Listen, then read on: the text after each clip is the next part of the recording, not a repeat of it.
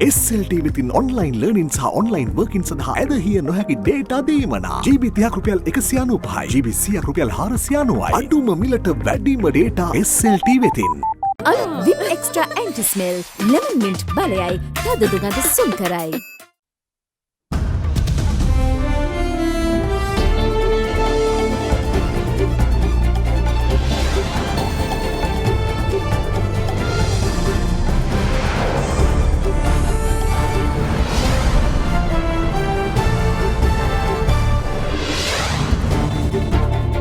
අද 2020 නොවැම්බර් 26 බ්‍රහස්පතින්දා සිරස්තල ආරක්ෂක අමාත්‍යාංශයේ ජනපති යටතට රිය අද්මිරාල් සරත් වීරසේකර මහජන ආරක්ෂක අමාත්‍යවරයා ලෙස දිවුරුම් දෙයි. චමල් රාජපක්ෂට රාජ්‍ය ආරක්ෂක ස්වදේශ කටයුතු හා ආපදා කළමනාකරන රාජ්‍ය අමාත්‍ය ධුරයක්. මෙරට තවත් කොවිඩ් මරණ දෙකක් සමස්ත ගණන 96ක් දක්වා ඉහළට. හුදකලා ප්‍රදේශවල ජනතාව විරෝධතාවයේ PCR වාර්තාවට පෙර පාසල් පැමිණි සිසුවෙකුට කොවිඩ්. කල්මුණේ අධ්‍යාපන කලාපයේ සියලු පාසල් සතියක් වසා දැමි. අපොස සාමාන්‍ය පෙළ පැවැත්වීමේ තීරණය ඉදිරියේදී. ඒ විදිහටම තියාගන්නවාද එහෙම නැත්නම් යම්කිසි වෙනසක් අවශ්‍යද කියන තීරණය ගැනීමට සිදු වෙනවා. තව දවස් 10ක් විතර බලලා. කොවිඩ් ආසාදිතෙන් හඳුනා ගැනීමේ යෝග්‍යතම පරීක්ෂණය ඇන්ටිජන් බව මහාචාර්ය මලික් පීරිස් කියයි. ඇල්කොහොල් අඩංගු hand sanitizer භාවිත කරන්න. ලෙඩ රෝග ඇති කරන විෂ බීජවලට එරෙහිව සටන් කරන්න. හඳුන්වා දීමේ මිල රුපියල් 350යි. From Other Therana, this is Other Therana Prime Time with Srimani Yapa and Anoj Karunaratne. Live from Studio 24 in Colombo. අයිබෝවන් ඔබ අදත් එක්වන්නේ ශ්‍රී ලංකාවේ අංක 1 සහ විශ්වසනීයම පුවත් විකාශය අද දෙරණ 6:55 සමගින්. ආරක්ෂක සහ තාක්ෂණික අමාත්‍යංශ ජනාධිපති ගෝඨාභය රාජපක්ෂ මහතා යටතට පවරාගත් බව ජනාධිපති මාධ්‍යංශය අද නිවේදනය කළා. ඒ අතර අද තවත් අමාත්‍ය දිවුරුම් දීම් දෙකක් ජනාධිපතිවරයා ඉදිරියේ සිදු වුණා. රාජ්‍ය අමාත්‍ය රිය අද්මිරාල් සරත් වීරසේකර මහතා නව කැබිනට් අමාත්‍ය ධුරයක දිවුරුම් දුන් අතර අමාත්‍ය චමල් රාජපක්ෂ මහතා තම විෂයට අමතරව තවත් රාජ්‍ය අමාත්‍ය ධුරයක දිවුරුම් දුන්නා. The big story. රාජ්‍ය අමාත්‍ය රිය අද්මිරාල් සරත් වීරසේකර මහතා මහජන ආරක්ෂක කැබිනට් අමාත්‍යවරයා ලෙස අද පෙරවරුවේ ජනාධිපති ගෝඨාභය රාජපක්ෂ මහතා ඉදිරියේ දිවුරුම් දුන්නා. ඒ ජනාධිපති කාර්යාලයේදී ඒ අනුව වීරසේකර මහතා යටතේ පවතින මහජන ආරක්ෂක අමාත්‍යාංශය සඳහා ශ්‍රී ලංකා පොලිසිය, ජාතික පොලිස් අභ්‍යාස ආයතනය, සිවිල් ආරක්ෂක දෙපාර්තමේන්තුව, බහුකාර්ය සංවර්ධන කාර්යසාධක බලකා දෙපාර්තමේන්තුව යන ආයතන ඇතුළත් වනවා. මීට පෙර ශ්‍රී ලංකා පොලිසිය පැවතියේ චමල් රාජපක්ෂ අමාත්‍යවරයා යටතේ. මෙම නව දිවුරුම් දීමත් සමග 26ක්ව පැවති කැබිනට් අමාත්‍ය ධුර සංඛ්‍යාව 27ක් දක්වා ඉහළ යනවා. නව කැබිනට් අමාත්‍ය ධුරය බාර ගැනීමත් සමග රිය අද්මිරාල් සරත් වීරසේකර මහතා මෙතෙක් දැරූ පළාත් සභා හා පළාත් පාලන රාජ්‍ය අමාත්‍ය ධුරය පුරප්පාඩු වන අතර ඒ අනුව පවතින රාජ්‍ය අමාත්‍ය ධුර සංඛ්‍යාව 39ක්. මේ අතර අමාත්‍ය චමල් රාජපක්ෂ මහතා රාජ්‍ය ආරක්ෂක ස්වදේශ කටයුතු සහ ආපදා කළමනාකරන රාජ්‍ය අමාත්‍යවරයා ලෙස ජනාධිපති ගෝඨාභය රාජපක්ෂ මහතා ඉදිරියේ අද දිවුරුම් දුන්නා. ඒ මහතා අභ්‍යන්තර ආරක්ෂක ස්වදේශ කටයුතු හා ආපදා කළමනාකරන රාජ්‍ය අමාත්‍ය ධුරය දැරූ අතර අභ්‍යන්තර ආරක්ෂක රාජ්‍ය අමාත්‍ය ධුරය වෙනුවට රාජ්‍ය ආරක්ෂක රාජ්‍ය අමාත්‍ය ධුරය ඒ මහතා යටතට පත් කෙරෙනවා. මීට අමතරව චමල් රාජපක්ෂ මහතා තවදුරටත් වාරිමාර්ග කැබිනට් අමාත්‍ය ධුරයේද කටයුතු කරනු ඇති. නව අමාත්‍ය ධුරයට පත් වූ රිය අද්මිරාල් සරත් වීරසේකර මහතා අද දහවල් කොළඹ හුණුපිටිය ගංගාරාම විහාරස්ථානයේදී ආගමික වතාවත්වල නිරත වී ආශිර්වාද ලබා ගත්තා.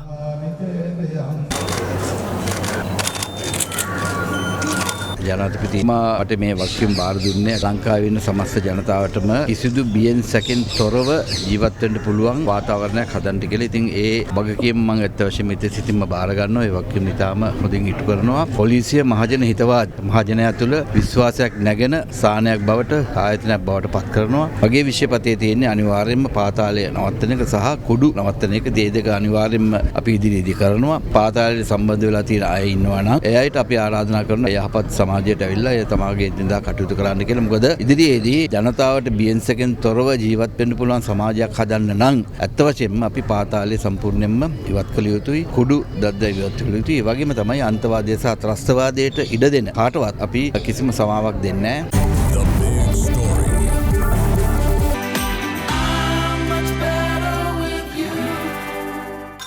ලංකාවේ පළමු වරට හඳුන්වා දෙන මැලිබන් වෙජික්‍රැක ක්‍රංචි වෙජි.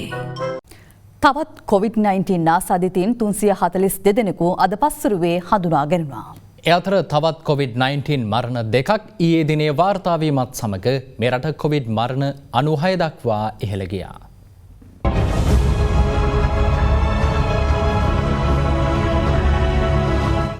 COVID-19 වෛරසයෙන් ඊයේ මියගිය දෙදෙනා කොළඹ දිස්ත්‍රික්කයේ පදිංචිකරුවන්. ඉන් එක් අයෙකු කොළඹ 12 ප්‍රදේශයේ පදිංචි 45 හැවිරිදි කාන්තාවක් වන අතර ඇය පසුගිය 23 වනදා කොළඹ ජාතික රෝහලේදී මිය ගියා. මරණයට හේතුව වී ඇත්තේ COVID-19 ආසාදනය සමග ඇති වූ අධික රුධිර පීඩනයයි. ඊයේ මියගිය අනෙක් පුද්ගලයා පන්නිපිටියේ පදිංචි 80 හැවිරිදි පුද්ගලයෙක්. ඔහු පිඹුර මූලික රෝහලේ ප්‍රතිකාර ලබමින් සිටියේදී මිය ගොස් තිබුණා. මරණයට හේතුව ලෙස දැක්වෙන්නේ COVID-19 ආසාදනය සමග ඇති වූ උග්‍ර අක්මාරෝගී තත්ත්වයක්. මේ අතර ඊයේ මෙරටින් කොවිඩ් ආසාදිතයන් 502ක් හඳුනා ගැනුණා. ඊයේ දිනේත් වැඩිම ආසාදිතයින් කොළඹ දිස්ත්‍රික්කයෙන් වාර්තා වූ අතර එම සංඛ්‍යාව 262ක්. ගම්පහ දිස්ත්‍රික්කයෙන් ඊයේ වාර්තා වූ ආසාදිතයන් ගණන 90ක්. ඊයේ කළුතර දිස්ත්‍රික්කයෙන් ආසාදිතයින් 46 දෙනෙකු වාර්තා වුණා. සෙසු ආසාදිතයින් 47 දෙනා වාර්තා වන්නේ දිස්ත්‍රික්ක 9කින්. මේ අතර විවිධ ප්‍රදේශවලින් තවත් ආසාදිතයින් 57 දෙනෙකුද ඊයේ හඳුනා ගැනුණා. පොසිටිව් කට්ටිය වාර්තා කරනවා. ඒකේ 50-100ක් විතර වෙනස් කියලා ඩිස්ට්‍රික්ට් එකේ කොහෙද නැහැ. ඒ වාර්තා කිසි වාර්තාවක් නැහැ. ඒ පුද්ගලයා කොහෙද. PCR පරීක්ෂණය සඳහා පුද්ගලයෙක්ව යොමු කරනකොට අපි දත්ත පත්‍රිකාවක් එකතු කරගන්න බෑ. රෝගියාගේ නම ගම වයස තියෙන රෝග කොයි කලාපයෙන්ද ලිපිනය කියන දේවල් ඉදිරිපත් කරන්න ඕනේ. අපි සෞඛ්‍ය අමාත්‍යාංශයට දිගින් දිගටම කියා සිටියා මේ සඳහා නිල පත්‍රිකාවක් නිකුත් කරන්න. කොරෝනා වෛරසයේ PCR පරීක්ෂණය කිරීම සඳහා නිල පත්‍රිකාවක් නිකුත් කරලා නැති නිසා විවිධ අංශ විවිධාකාරයේ වූ පත්‍රිකාවල තමයි මේ රෝගී දත්ත ටික එකතු කරලා මේ සාම්පලය සමග එවන්නේ. ඒක නිසා අපි ආයෙත් මේ විශේෂයෙන්ම රෝගියාගේ මූලික විස්තරත් පදිංචිය පිළිබඳ විස්තරත් එතුමාගේ ගැවසීම පිළිබඳ විස්තරත් බෝඩ රෝග තිබේද නැද්ද යන කියන කරුණු ටික සඳහන් වෙච්ච සාම්පලය සමග එවිය යුතු දත්ත පත්‍රිකාව නිල පත්‍රිකාවක් නිර්මාණය කර සියලුම ආයතනවල මේ පරීක්ෂණ සඳහා යනකොට එවැනි පත්‍රිකාවක් එවන්න කියලා. අපිට තාමත් රට පුරා මේක ව්‍යාප්ත වෙන තත්ත්වයකට අදිවසංගත තත්ත්වයෙන් ව්‍යාප්තිය වළක්ව ගන්න පුළුවන් මට්ටමේ තමයි තාමත් අපි ඉන්නේ. එතෙන්ද විශේෂයෙන්ම අවධානම බස්නාහිර පළාතේ එතනත් කොළඹ දිස්ත්‍රික්කයේ කොළඹ මහනගර සභා සීමාව ඇතුළේ තමයි අවධානම කේන්ද්‍රගත වෙලා ඉන්නේ. ඒතර මේ කේන්ද්‍රය කොහෙටද වෙනස් වෙන්නේ? දැන් අපිට අලුතෙන් අපිට වණ්ඩාරගම අටලුගම් ප්‍රදේශ සම්බන්ධයෙන් අපි අවධානය යොමු වෙලා තියෙනවා. ඒතකොට ඒ වගේ ව්‍යාප්ත වෙන්නේ නැතුව මේ කේන්ද්‍රය තුල රෝගය තියාගෙන එතනත් රෝගය මර්ධනය කරමින් ඉස්සරහට යන්න. වනාතමුල්ල සිරිසර උයන මහල් නිවාස සංකීර්ණයේ පදිංචිකරුවන් 75 දෙනෙකු අද ඇන්ටිජන් පරීක්ෂාවට යොමු කළා. සෞඛ්‍ය අංශ පැවසුවේ ඉන් 5 දෙනෙකුට වෛරසය ආසාදනය වී ඇති බවට තහවුරු වී ඇති බවයි. එමෙන්ම හුදකලා කර ඇති වනාතමුල්ල හල්ගහවත්ත ප්‍රදේශයේ පදිංචිකරුවන් අද විරෝධතාවක නිරත වුණා. ඒ රුපියල් 5000 දීමනාව ලැබුණත් භාණ්ඩ මිලදී ගැනීමට නොහැකි වීම නිසා ගැටලු රැසකට මුහුණ දී ඇති බවට පවසමින්. රුපියල් 5000 විතරයි දීලා තියෙන්නේ. කනවාද බොනවාද කියලා කවුරුත් කරන්නේ නැහැ. එළියට යන්නත් නැහැ. පසුව බොරැල්ල පොලිසිය නිලධාරීන් පැමිණ තිබිරිගස්සේ ආය ප්‍රාදේශීය ලේකම්වරයට දැනුම් දී ගැටලුවලට විසඳුම් දෙන බව පැවසීමෙන් පසු පිරිස විසිර ගියා. 5000 හම්බුණාද? 5000 දැන් මාළ බඩු ගන්න විදිහට දැන් මේක ඇතුලේ බඩු ඇවිල්ලා මාර විදිහට ගණන් වෙච්ච. ඒ කියන්නේ ඇවිල්ලා මේ පොල්තේ බෝතලේ රුපියල් 500. දැන් මිනිස්සු ඇවිල්ලා ඒක බලනවා නම් ගොඩාක් හොඳයි. එද හාල් කිලෝ එක රුපියල් 200යි. එතකොට ඇවිල්ලා මිනිස්සුන්ට මේ 5000 දුන්නා මිනිස් එක පවුලේ 10 දෙනා ඉන්න ගෙවල් තියෙනවා. එතකොට මේ 5000 දවස් දෙකකින් ඉවරයි. මිනිස් එක්ක අපිට සතුටේ බඩු එවන විදිහට මොකක් හරි කරලා එක්ක මේ ඔය වියලි ආහාර මල්ලක් හරි මිනිස්සුන්ට දෙනවා නම් ලොකු දෙයක් මේ මිනිස්සුන් ගාවක්.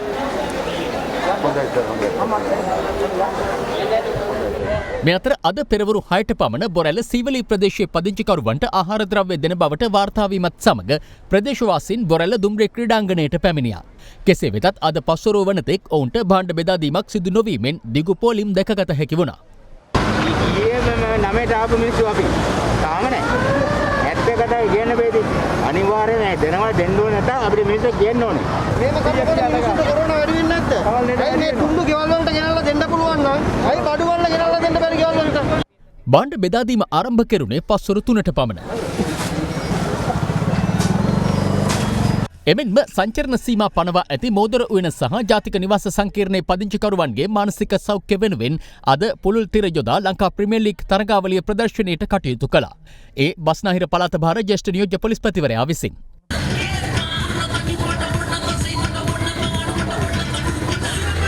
හලාවත වැල්ල ප්‍රදේශයේ ග්‍රාම සේවාව සම් 4ක සංචරණ සීමා පැනවීමට සෞඛ්‍ය අංශ තීරණය කර තිබෙනවා. සෞඛ්‍ය අංශ පැවසුවේ හලාවත නගර සීමාවට අයත් උතුරු වෙරළබඩ, කුරුසපාඩුව, දකුණු වෙරළබඩ සහ එගොඩවත්ත යන ග්‍රාම සේවාව සම්වලට මෙලෙස සංචරණ සීමා පනවා ඇති බවයි.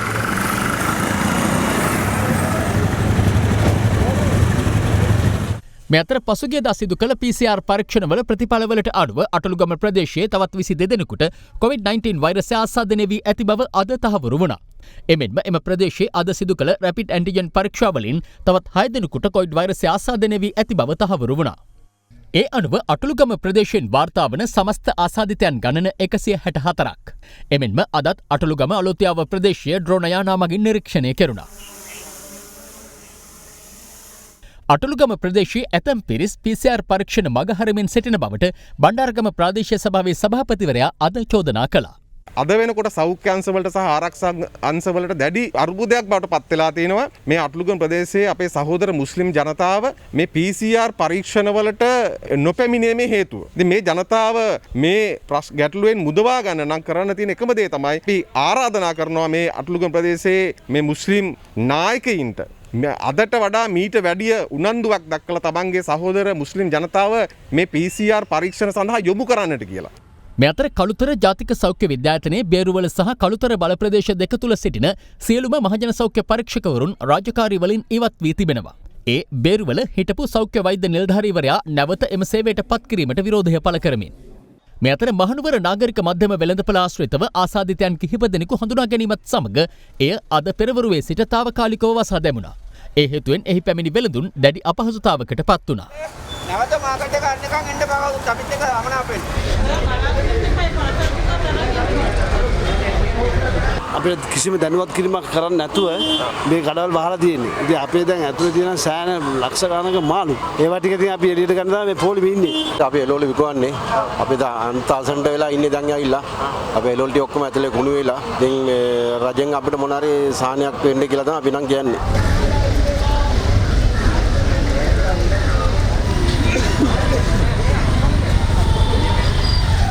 එමෙන්ම රත්නපුර පොලිසියට අනුයුක්ත පොලිස් නිලධාරියෙකුට COVID-19 වෛරසය ආසාදනය වී තිබෙනවා. සෞඛ්‍ය අංශ පැවසුවේ ඔහුගේ අසනීප තත්ත්වයක් හේතුවෙන් පසුගිය දිනවල සේවයට වාර්තා කර නොතිබූ බවයි. කෙසේ වෙතත් ඔහු පසුගිය 14 වනදා රත්නපුර පොලිසියේ සේවය කරන තම බිරිඳට දිවා ආහාර රැගෙන එහි පැමිණ තිබෙනවා. ඒ අනුව අද දින රත්නපුර පොලිසියේ 8 දෙනෙකු PCR පරීක්ෂණ සඳහා යොමු කෙරුණා. පොලිසියේ මේ වන විට ආසාදිතයින් 1123ක් වාර්තා වී තිබෙනවා. මේ 1123න් මේ වන විටත් 600කට ආසන්න පිරිසක් සුවය ලබා ගොස් තිබෙනවා. දැනට 450කට ආසන්න සංඛ්‍යාවක් ප්‍රතිකාර ලබමින් සිටින්නේ. මෙරටින් වාර්තා වන සමස්ත COVID-19 ආසාදිතයින් ගණන 21811ක් දක්වා ඉහළ ගියා. ඉන් 15816ක් පූර්ණ සුවය ලබා ඇති අතර තවදුරටත් රෝහල්ගතව ප්‍රතිකාර ලබන සංඛ්‍යාව 5899ක්.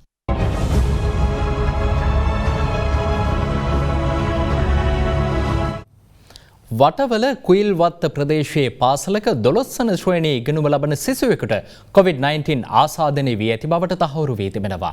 පසුගිය අඟහරුවාදා සිදු කළ PCR පරීක්ෂණයේ ප්‍රතිඵල ලැබීමට පෙර සිසුවා පාසලට පැමිණ තිබුණත් බලධාරීන් සිසුවාට පාසලට ඇතුළු වීමට අවසර දී නැහැ. මේ අතර අධ්‍යාපන අමාත්‍ය මහාචාර්ය ජී.එල්. පිරිස් මහතා පැවසුවේ අධ්‍යයන පොදු සහතික පත්‍ර සාමාන්‍ය පෙළ විභාගය නියමිත දිනට පවත්වන්නේ දැයි ඉදිරියේදී සලකා බලන බවයි. කොවිඩ් වසංගතය හමුවේ පාසල් ආරම්භ වී අදට දින 4ක්. පළමු දිනේදී පාසල් ළමුන්ගේ පැමිණීම 34% තිබූ අතර එය ක්‍රමයෙන් වර්ධනයක් පෙන්නුම් කොට තිබෙනවා. අධ්‍යාපන අමාත්‍ය මහාචාර්ය ජී.එල්. පිරිස් මහතා පැවසුවේ ඊයේ එම අගය 151ක් ලෙස සටහන් වූ බවයි. ඉතින් මේකෙන් පේන්නේ ඉල්ලීමක් තියෙනවා. දිගින් දිගටම පාසල් වහලා දානවා කියන්නේ ඒ ශිෂ්‍යයන්ගේ ජීවිත දරුවාගේ සෞඛ්‍ය සුරක්ෂිතභාවයක් තිබෙන්න ඕනේ. හැබැයි ඒ වගේම දරුවාගේ අනාගතය මේ දෙකම සැලකීමට භාජනය කරලා තමයි අපි තීරණ ගන්නේ. මේ අතර වටවල කුයිල්වත්ත දමිළ විද්‍යාලයේ 12 වන ශ්‍රේණිය සිසුවෙකුට කොවිඩ් ආසාදනය වී ඇති බව අද හඳුනා ගැනුණා. ඒ අහඹු ලෙස ගිනිගත් හේන කළුගල පොලිස් මුරපලේදී සිදු කළ PCR පරීක්ෂාවකදී එම සිසුවා අහඹු PCR පරීක්ෂණයට ලක්ව තිබුණේ සිය මිත්තනිය සමග මව සහ පියා පදිංචිව සිටින කොළඹ ඔරුගොඩවත්තේ නිවසට ගොස් යලි නිවසට පැමිණෙමින් සිටින අතරතුරදී. කෙසේ වෙතත් PCR පරීක්ෂණ වාර්තාවට පෙර කොවිඩ් ආසාදිත සිසුවා ඊයේ පාසලට පැමිණ තිබෙනවා. නමුත් විදුහල්පතිවරයා සහ ආචාර්ය මණ්ඩලය විසින් ඔහු පාසල තුළට ගෙන තිබුණේ නැහැ. සෞඛ්‍ය අංශ පැවසුවේ ඔහු යහළුවන් සමග පාසල් ගේට්ටුව අසල කතාබස් කරමින් සිටීම හේතුවෙන් සිසුන් 19 දෙනෙකු ස්වයං නිරෝධායනයට යොමු කළ බවයි. ඔවුන්ගේ PCR පරීක්ෂණ අද සිදු කිරීමට නියමිතව තිබෙනවා. මේ අතර රත්නපුර කිරියැල්ල එල්ලාවල පහළගම විද්‍යාලයේ 9 වන ශ්‍රේණිය සිසුවෙකුගේ මවකට කොවිඩ් ආසාදනය වීම නිසා එම පාසල දින 10කට වසා දැමීමට පියවර ගැනුණා. සිසුවිය අඛණ්ඩව පාසලට පැමිණීම නිසා ඇයගේ පන්තියේ තවත් සිසුන් 11 දෙනෙකු සහ ගුරු මණ්ඩලයේ 13 දෙනෙකුද ස්වයං නිරෝධායනයට යොමු කර තිබෙනවා. මේ අතර පසුගිය 23 වෙනිදා අම්බලන්ගොඩ කුලරත්න විද්‍යාලයට සහ ධර්මාශෝක විද්‍යාලයට පැමිණි එකම පවුලේ දරුවන් දෙදෙනෙකුගේ මව්පියන් කොවිඩ් ආසාදිතයින් බවට පෙරේදා දින හඳුනා ගැනුණා. ඊයේ එම සිසුන් දෙදෙනා සහ ඔවුන්ගේ වැඩිමහල් සහෝදරයාත් හික්කඩුව සීනිගම ශ්‍රී විමල බුද්ධි මහාවිද්‍යාලයේ ගුරුවරියක වූ ඔහුගේ බිරිඳත් PCR පරීක්ෂණයට ලක් කර තිබෙනවා. PCR පරීක්ෂණවලදී ඔවුන් රෝගීන් නොවන බව මේ වන විට පහවුරු වී තිබෙනවා. අපිට අධ්‍යයන කටයුතු සිදු කරන්නට පුළුවන් දරුවන් පාසල් පැමිණෙනවා නම් මේ අතර නැගෙනහිර පළාත් ආණ්ඩුකාර අනුරාධා යහම්පත් මහත්මිය පැවසුවේ කල්මුණේ අධ්‍යාපන කලාපයට අයත් සියලු පාසල් හෙට සිට සතියක් වසා දමන බවයි.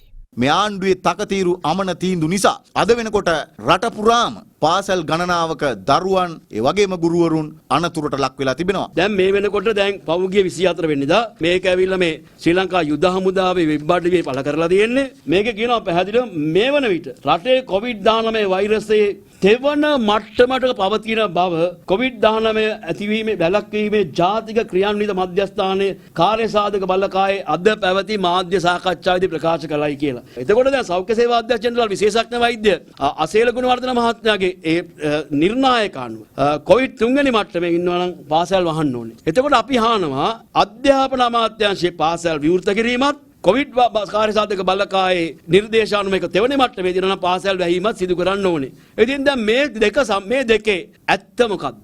අපේ ගම්බද පාසල් 3000කට වඩා වැඩි ප්‍රමාණයක් තියෙන්නේ ළමයි 100ට අඩු පාසල්.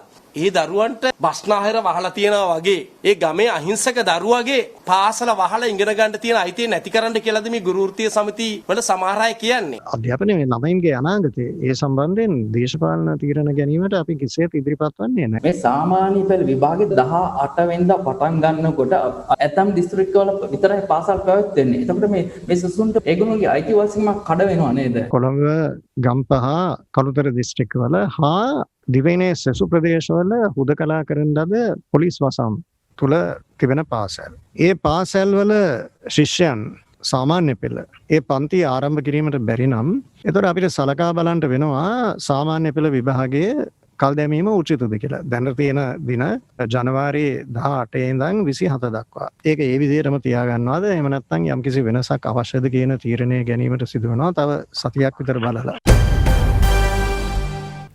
කොවිඩ් ආසාදිතයෙක් රෝග ලක්ෂණ පෙන්වීම ආරම්භ කළ දින සිට දින 10ක් ගතව යාමෙන් පසු ඔහුගෙන් වෙනත් අයෙකුට වෛරසය ආසාදනය වීමේ හැකියාවක් නැතැයි හොංකොං විශ්වවිද්‍යාලයේ වෛරස වේදය පිළිබඳ අංශීය ප්‍රධානී මහාචාර්ය මලික් පීරිස් මහතා පවසනවා. ඔහු වැඩිදුරටත් පෙන්වා දෙන්නේ රෝගය තවත් අයෙකුට ආසාදනය කිරීමේ හැකියාව ඇති ආසාදිතින් හඳුනා ගැනීම සඳහා වඩාත් යෝග්‍යතම පරීක්ෂණය වන්නේ ෂණික ප්‍රතිදේහ ජනක පරීක්ෂණය වන බවයි. ලංකා කායික රෝග විශේෂඥවරුන්ගේ සංගමය අන්තර්ජාලය ඔස්සේ සංවිධානය කර තිබූ විද්වත් සාකච්ඡාවකට එක්වෙමින් මහාචාර්යවරයා මේ බව සඳහන් කළා. පේරාදෙණිය විශ්වවිද්‍යාලයෙන් මූලික වෛද්‍ය උපාධිය ලබාගත් ශ්‍රී ලාංකික විද්‍යාඥයෙක් වන මහාචාර්ය මලික් පීරිස් මහතා අද වන විට ලෝකයේ වෛරස් වේදය පිළිබඳ විද්‍යාඥයින් අතර ප්‍රමුඛ ස්ථානයක් හිමි කර ගැනීමට සමත්ව තිබෙන විද්‍යාඥයෙක් වනවා. ලොව පිළිගත් විද්‍යාත්මක සංගරා සඳහා පර්යේෂණ පත්‍රිකා 600කට අධික සංඛ්‍යාවක් ප්‍රකාශයට පත් කර ඇති මහාචාර්ය මලික් පීරිස් මහතා ලොව ප්‍රමුඛ පෙළේ විද්‍යාඥයින්ගෙන් සැඳුම්ලත් බ්‍රිතාන්‍යයේ රාජකීය සමාජයේද සමාජිකයෙක්. 2003 වසරේදී පැතිර ගිය SARS වෛරසය හඳුනා ගැනීම සහ එම වසංගතය තත්ත්වයට පාලනය කිරීම සඳහා මහාචාර්ය මලික් පීරිස් මහතා සිදු කළ කාර්යභාරය ලොව පුරා විද්‍යාඥයින්ගේ පැසසුමට ලක් වූ අතර ඔහු 2015 වසරේ මැද පෙරදිග කලාපයේ පැතිර ගිය MERS වෛරසය සම්බන්ධයෙන් කෙරුණු පරීක්ෂණ සඳහාද සුවිශේෂී දායකත්වයක් ලබා දුන්නා. ඔහු වර්තමානයේදී හොංකොං විශ්වවිද්‍යාලයේ සමාජ සෞඛ්‍ය පිළිබඳ විද්‍යායතනයේ වෛරස් අධ්‍යයන විද්‍යාව පිළිබඳ අංශයේ ප්‍රධානියා ලෙස කටයුතු කරන අතර මේ දිනවල ශ්‍රී ලංකාවට පැමිණ සිටින මේ මහතා පසුගියදා ලංකා කායික රෝග විශේෂඥවරුන්ගේ සංගමය සංවිධානය කර තිබූ සාකච්ඡාවකට එක් වුණා. This new disease has created a huge amount of fear, uncertainty and anxiety among the general public. The false science and myths created around the virus and propagated on social media have made things worse. Today, to address these issues and to educate us on the science behind COVID-19, we have with us a world-renowned expert on the subject, Professor Malik Peiris. On behalf of the Ceylon College of Physicians, I welcome you to this program. Now, in terms of transmission, it is also important to understand that most of the transmission takes place, or it's estimated that about 44% of transmission from one person to another takes place before the person has symptoms. And then after that, within the next 3 or 4 days, there is transmission. But after day 5, day 6, day 7, as you can see from that graph, the extent of transmission very rapidly decline. Let's move on to how to diagnose COVID-19. PCR is the test that we are most familiar with. How does PCR work and what are the limitations of this test? So if we just compare RT-PCR and the antigen test, PCR is associated with amplifying the virus nucleic acid. The sensitivity is quite high. But then if you correlate it with infectious virus, because infectious virus is associated with quite high virus load in the patient's specimens, then the correlation with PCR is low. In other words, not every person, not every test of PCR positive means that the person is having infectious virus. Because the antigen test is somewhat less sensitive than PCR, it picks up those patients with high viral load. So the correlation of the antigen test with infectiousness is much better. The antigen test, some of the early versions of these antigen tests were not very good. But the more recent ones, particularly the ones that have been approved by WHO, are much better. So I think we need to be able to use both of these for the right purposes. Could you tell us a little bit more about when and on whom these tests should be used? Because of the sensitivity of PCR, if you have a patient who is sick, who you want to diagnose, then PCR is probably the method of choice. Having said that, if you really want to make a very quick decision and the nearest PCR is 50 miles away, and the antigen test may give you a faster result. So you have to judge that. On the other hand, when you're trying to control transmission and you're trying to identify people who are most infectious, for that purpose, the antigen test would be quite satisfactory because that test is rapid but also will pick up the most infectious patients. It is possible to be PCR positive but not be infective to others. Can you explain this? Right. So as I said before, the PCR test detects not the whole virus particle, not the infectious virus particle, but the virus genetic material. So the genetic material of the virus can remain present for quite a long time after the virus is no longer infectious. So because of that,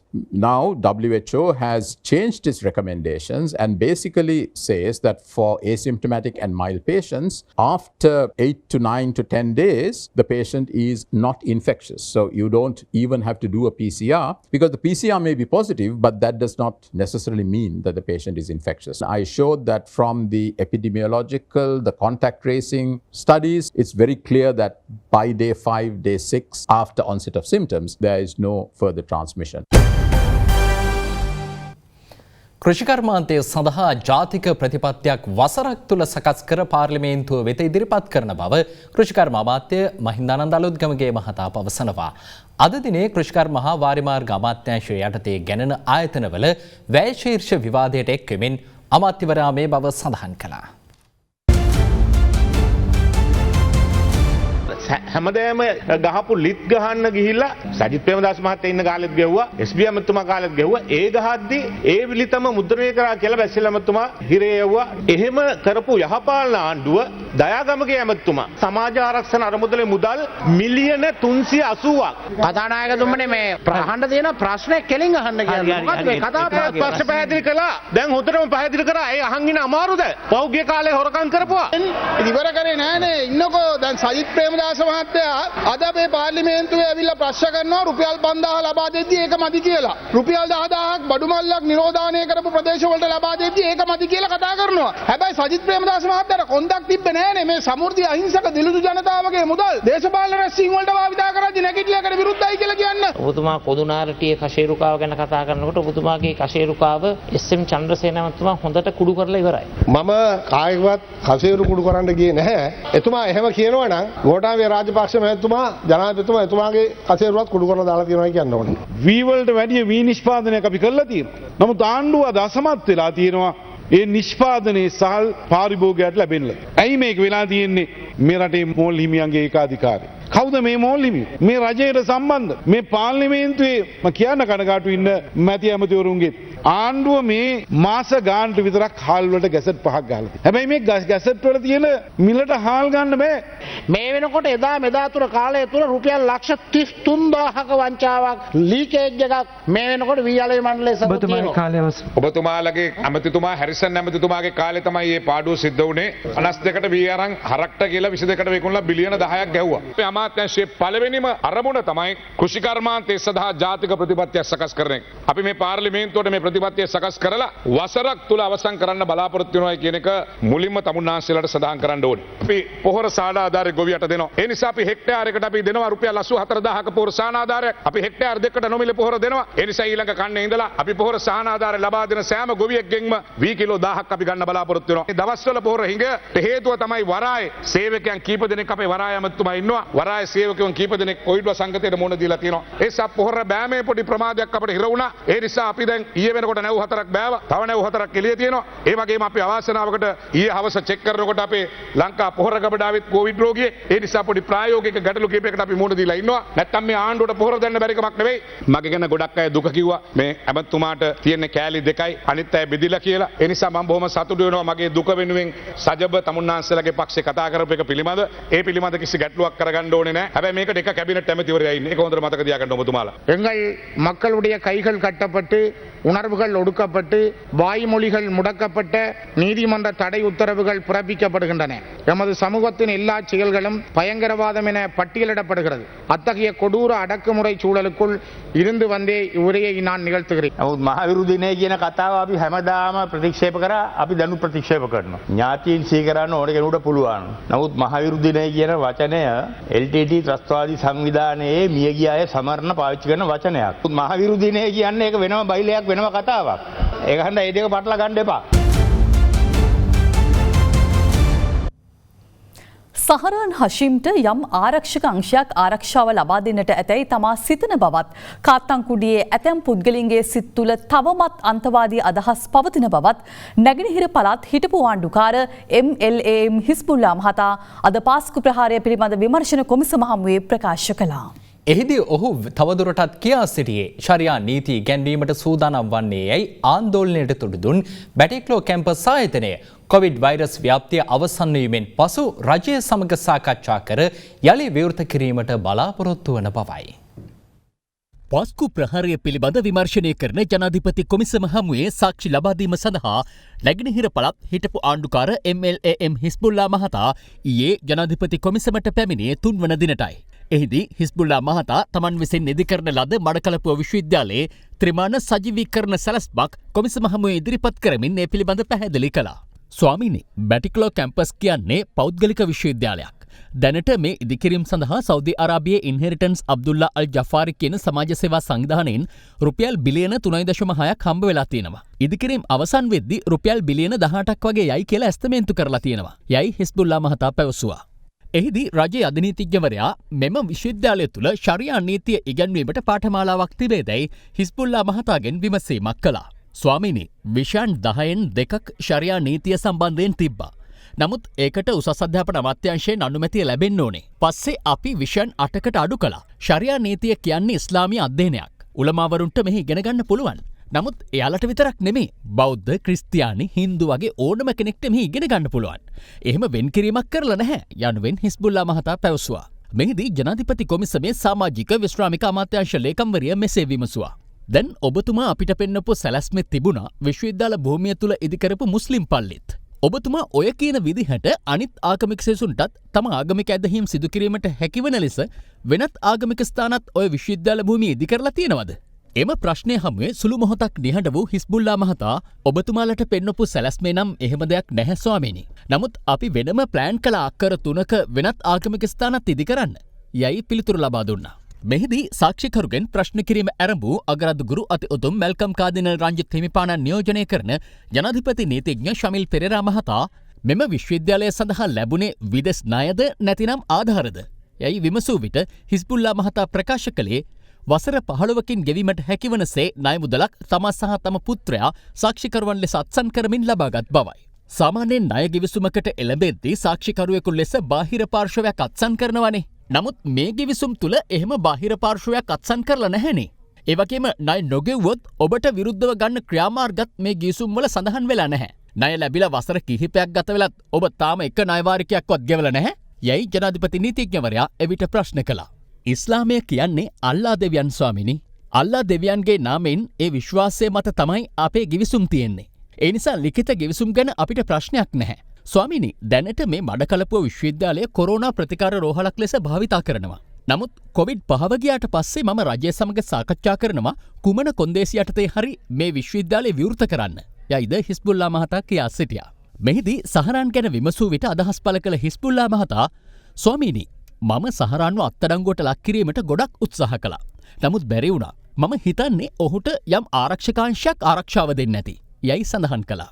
තාමත් කාතන්කුඩියේ සිටින අන්තවාදී අදහස් දරන අය සහරාන් බෙන් අන්තවාදයකට යොමු නොවනු ඇති බවට තමාට සහතික විය හැකිදැයි මෙහිදී ජනාධිපති කොමිසමේ සමාජික අභියාචනාධිකරණ විනිසුරුවරයා විමසූ විට හිස්බුල්ලා මහතා ප්‍රකාශ කළේ එවැනි හිස එසවීමක් සිදු නොවේ යයි තමාට පොරොන්දු විය නොහැකි බවයි.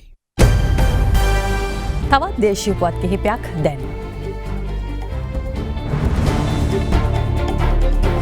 කොළඹ ගෝල්ෆේස් පිටියේ අද උදැසන ව්‍යායාමවල නිරතව සිටින අතරතුර කොල්ලුපිටිය පොලිසිය අපරාධ අංශයේ ස්ථානාධිපතිවරයා හදිසියේ මිය ගොස් තිබෙනවා. 42 වැරදි පොලිස් නිලධාරියා දෙදරුපියෙක්. පොළොන්නරුවේ තඹාල හා වෙහෙරගොඩ යා යන ප්‍රදේශවලදී වනජීවි රාජ්‍ය අමාත්‍ය විමලවීර දිසානායක මහතා සහ වනජීවි නිලධාරීන් අතර ඊයේ උණුසුම් වචන හුවමාරුවක් සිදු වුණා. ඒ අමාත්‍යවරයා විසින් පොළොන්නරුව ජලගැලුම් නිම්න ජාතික වනෝද්‍යානයේ සංවේදී කලාපයක වගා කටයුතු කිරීමට හා කිරිගවයින්ට තෘණ ආහාරයට ගැනීමට ඉඩ ලබා දීමේ තීරණය සම්බන්ධයෙන්. මම කියන්නේ මේ ඔක්කොම නීති පොත් උළු කියන්නේ කරන්න බෑ වයින්කෝ. හරි මේ මේගොල්ලන්ට යන්න එන්න අර කයිකාර කවුරුද අඳුරන මොකක් කරේ අඳුරු කොට දීලා යන්න එන්න. සර් ජාතික රක්ෂිතයක් වශයෙන් ගැසට් කරලා තියෙන්නේ රටේ අවශ්‍යතාවයට. ඒතකොට ජාතික රක්ෂිතයකට තර හරක් දානවා නම් මිනිස් ක්‍රියාකාරකම් වැඩක් නෑ සර්. එකක් කියන්න. මම මේ තොත්ත බබෙක් නෙමෙයි මෙතන ඇවිල්ලා ඉන්නේ.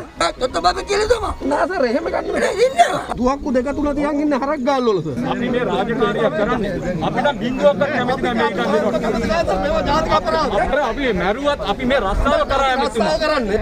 දැන් මොකක්ද තීන්දුවක් ගත්තා? නෑ නෑ සර් මිනිස්සු කියනවා. අපි නවත්තන්න.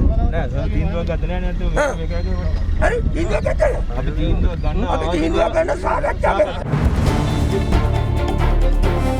එත් සමගින් 6:55 ප්‍රධාන ප්‍රවෘත්ති ප්‍රකාශ නිමාවට පත්වනවා. සුබ රාත්‍රියක්.